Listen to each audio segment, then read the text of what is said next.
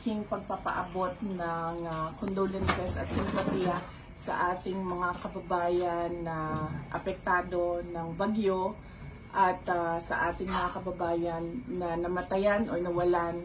Missing ngayon ang kanilang mga mahal sa buhay. Sana po ay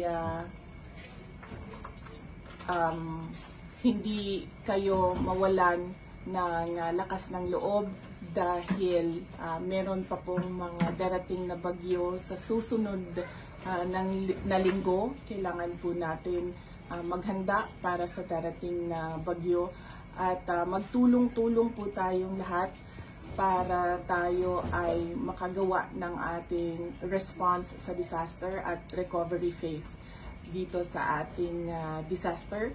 At nagpapasalamat ako sa private sector dahil ang laki ng tulong na ibinibigay nila ngayon sa ating mga kababayan na naapekto ng bagyo at baha.